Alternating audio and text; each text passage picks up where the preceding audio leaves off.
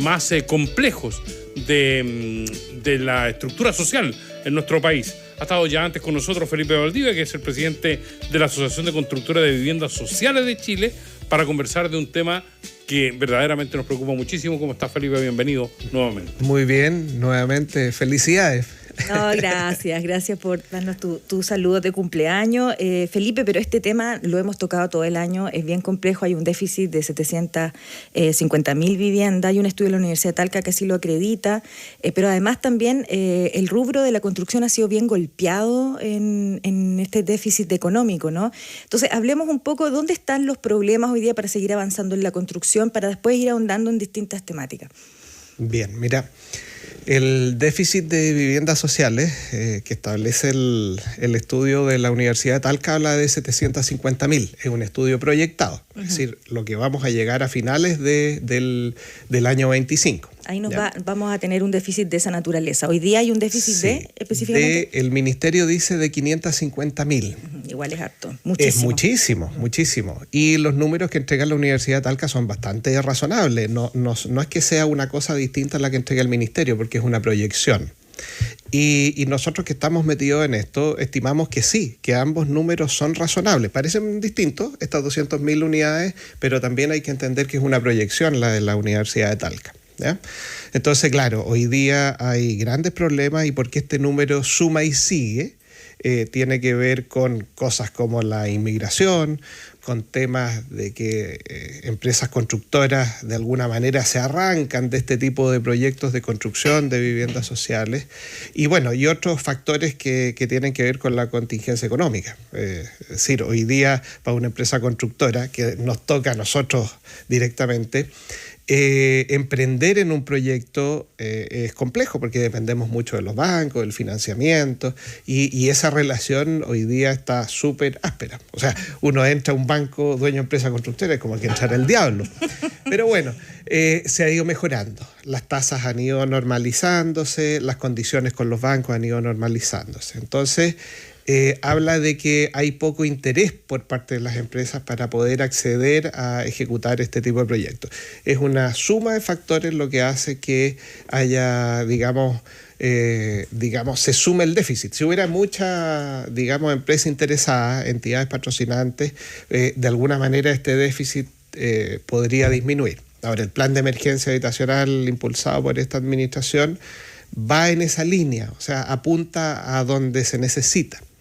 Ahora, 260.000 viviendas, que es lo que el ministerio de alguna manera proyecta, es un plan ambicioso, todos esperamos que se cumpla, ¿sí? El ministerio dice que sí, se va a cumplir y esperemos que así sea. Baja de manera importante el déficit. Sí, lo que pasa es que el ministerio ha estado abocado a una serie de otras materias que no dicen relación directa con la función de construir viviendas, sino más bien de establecer transparencia y claridad con una en ese sentido, Felipe, ¿ha sido, tú crees, perjudicial, dañino para el objetivo final, que es disminuir el déficit, todo lo que ha pasado en el Ministerio de Vivienda, ¿no? Sí, a todas luces, de todas maneras, porque el ministro tiene que estar la mitad del tiempo explicando cosas que tienen que ver con lo que tú acabas de mencionar, en vez de estar dedicado a impulsar lo que realmente importa, que es el mejorar el déficit cuantitativo y cualitativo de la vivienda en Chile. Vivienda nueva, cualitativo es la vivienda, digamos, deteriorada, que hay que mejorar y hay que reparar. Entonces sí, yo creo que de alguna manera directa o indirecta afecta a esto. Y la verdad que los funcionarios también, si uno no solo enfocado en el ministro tiene un equipo y ese equipo muchas veces tiene que sentarse a pensar, oye, ¿cómo vamos a responder esto? ¿Qué está pasando con esto otro? ¿Cómo nos defendemos de esto? En vez de estar enfocado en la parte técnica, que es mejorar la vivienda en Chile o construir vivienda en Chile. Ahora, hay un organismo que se llama la Gestión Inmobiliaria Social, ¿no?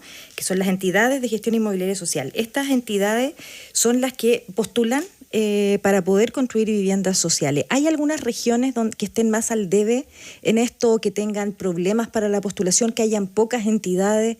¿Dónde están ahí los problemas? Porque es bien desigual, por ejemplo, en el norte versus, estoy pensando en ciudades del sur donde puede haber muchísimo más terreno, ¿no? Claro, las entidades, las EGIS OEP, entidades patrocinantes, que son sinónimos, son las mandatadas por decreto y convenio marco para desarrollar el proyecto de construcción, ya sea de vivienda nueva o de mejoramiento de vivienda. Siempre van a licitación, o sea, en el fondo postulan varias a un proyecto, me imagino, ¿no? ¿Son varias EGIS? No, en términos generales las EGIS son como desarrolladores, son inmobiliarias sociales, ese es como el cuadro. Después... Perdona, que es un tema bien interesante. Sí. Para hacer una inmobiliaria social tienes que tener un certificado, tienes que cumplir algunos requisitos. Sí, se deben cumplir requisitos que tienen que ver con tener las competencias técnicas, tener competencias económicas para poder desarrollar los proyectos. Distinto es construir. Entonces son distintas formas de ejecutar un proyecto de construcción. Uno es una entidad patrocinante, desarrolla el proyecto y después toma una empresa constructora que está avalada y elegida y validada no solo por el ministerio, sino que por las familias a las cuales se va a atender, y esa empresa constructora ejecuta. Hay otros casos en donde el proyecto se desarrolla y después se licita de manera abierta, ¿ya? Entonces, distintas empresas constructoras van a licitar ese proyecto de construcción de viviendas sociales. Son formas distintas que buscan, el producto final, que es construir. Y sí hay un déficit de entidades patrocinantes en regiones, especialmente las más aisladas. Entonces, quien gesta eso no está. Entonces difícilmente va a poder generarse o construirse un proyecto de construcción. Sí, hay dificultad de eso. Entonces, lo que estimamos nosotros es que los incentivos hacia esas empresas tienen que ser mayores. Cuesta que entidades patrocinantes tomen proyectos en lugares alejados donde es difícil. Ya el trato del privado con el aparato público es difícil para las empresas constructoras y para las entidades patrocinantes. Entonces, aún más difícil cuando es lejos y cuando el mercado objetivo es más chiquitito, o sea, lugares aislados, regiones más complejas de trabajar. Entonces, ahí hay que cambiar un poquitito el incentivo a esas empresas.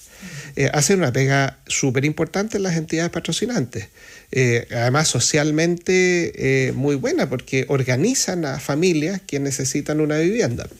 Claro, o sea, y hay todo un desarrollo, no es solamente construir. Exactamente. Yo siempre digo que construir es la parte más fácil de todos estos proyectos. Ya cuando está bien armado el proyecto, bien tramitado, ejecutar el proyecto, construir las casas, no solo lo más bonito, sino que a mi parecer es lo más sencillo.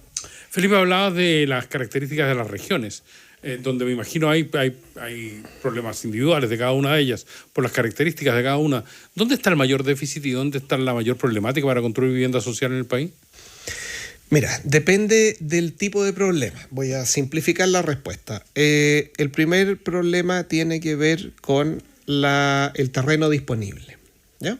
El terreno disponible ya sabemos que es caro, es escaso, y eso digamos, en la región metropolitana es como el gran problema. Después nos vamos a otro inconveniente que tiene que ver con la disponibilidad de privados para que ejecuten los proyectos, tanto empresas constructoras como entidades patrocinantes, y eso lo vemos más bien hacia los extremos del Pero eso pasa país. Porque no es estimulante, porque no hay pagos a tiempo. ¿Por qué no hay motivación por tener estas EGI o conformar un EGI o conformar una empresa constructora de vivienda social? ¿Qué es lo que está de alguna manera, estoy pensando en el fondo, porque podría ser súper atractivo, porque te aseguras que en el fondo se va a construir, ¿no? Claro, mira, hay una visión, esto es histórico, no tiene que ver necesariamente con esta administración, pero hay una visión de parte del Ministerio de Vivienda en términos del buen uso de los recursos. Usar bien los recursos significa construir, digamos, lo que se encargó.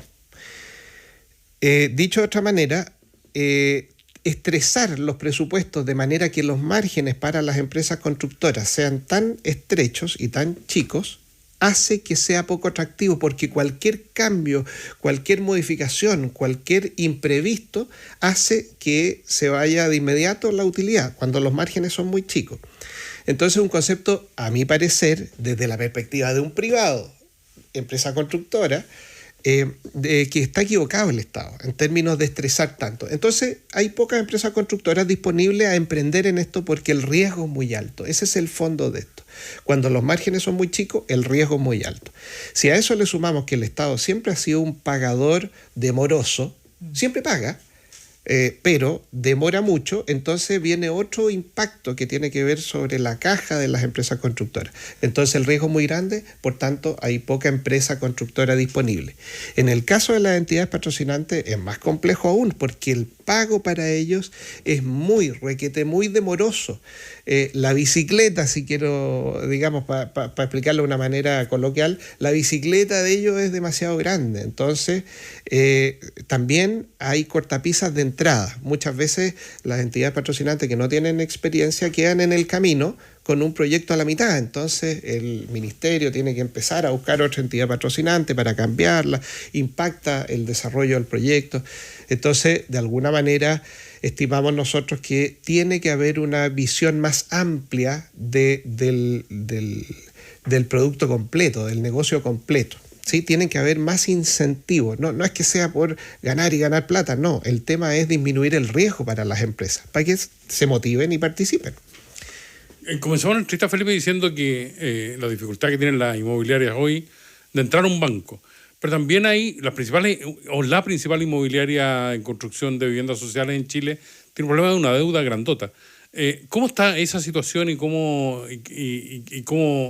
se ve el mercado inmobiliario en términos de las empresas que construyen viviendas sociales hoy? Claro, el panorama es muy malo para todas las empresas que construyen vivienda social. En general, el panorama para el rubro de la construcción, para la industria de la construcción es muy malo, porque las tasas están muy altas. El acceso al crédito está difícil, o sea, no solo altas tasas, sino que además, otorgar créditos para financiar proyectos está muy complejo. En el caso de las viviendas sociales y las empresas constructoras de viviendas sociales, sí, están pasando por problemas. Hay un caso particular que es el que vemos en la prensa, que tiene que ver con una empresa que de alguna manera construye mucha vivienda social en Chile, pero los acreedores están haciendo de alguna manera convenios para lograr ir por una vía en la que no necesariamente represente la quiebra. Y esta empresa estaría de alguna manera cumpliendo con esos compromisos, en lo que nosotros entendemos desde afuera. Hay que pensar que ahí hay cosas judiciales. Es muy malo que quiebre una empresa constructora y que además esta empresa construya viviendas sociales, porque el impacto no es solo para el particular, sino que además hay familias que están esperando sus casas. Entonces es una situación muy compleja. Hay situaciones que escapan muchas veces a la empresa, sí, y que son las que ustedes mencionan. Estamos hablando de la empresa Convisa, ¿no? ¿O estamos hablando de otra? De otra, de Pacal, que aparece citada. Entonces yo entiendo que ellos están generando acuerdos con sus acreedores para poder pagar, liquidar y poder continuar con los proyectos. Exacto. Nos queda poquito tiempo, Felipe, pero es interesante este estudio porque justamente el estudio plantea el tema de los plazos y los tiempos demorosos, pero también los tiempos demorosos en las entregas de las viviendas, porque toda esta cadena que tú nos dices finalmente afecta al que recibe la casa. O sea, es un proceso largo. ¿Qué debiera hacer el Estado para incentivar esta cadena de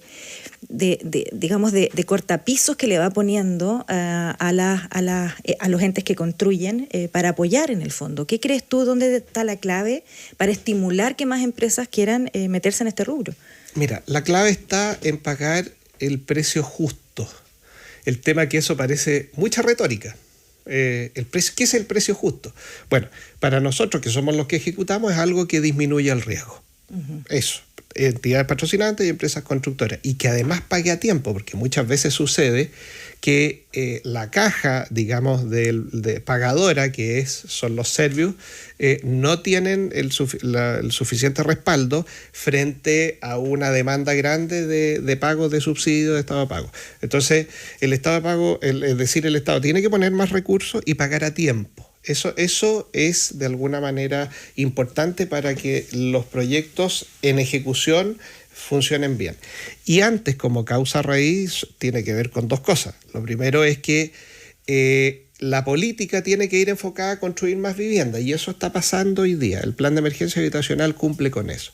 Y por otro lado, disminuir la cantidad de viviendas que se deterioran y que hay que demoler para volver a construir, y eso lo hacen los programas de mejoramiento, que hoy día están deprimidos. Entonces, por un lado estamos aumentando, construyendo vivienda, pero por otro lado se están dando de baja más vivienda. Entonces, eso hay que prestarle mucha atención a los programas de mejoramiento que recuperan viviendas sociales antes de que estas tengan que demolerse y construir viviendas nuevas. Felipe Valdivia, queremos agradecerte que hayas estado hoy por la mañana con nosotros en País ADN para hablar de un tema que tanto nos inquieta y tanto nos preocupa. Así es. Perfecto, gracias a ustedes. Saludos a la gente de Anacón, a la que representas además. Gracias, Felipe. Quédate con Isabel.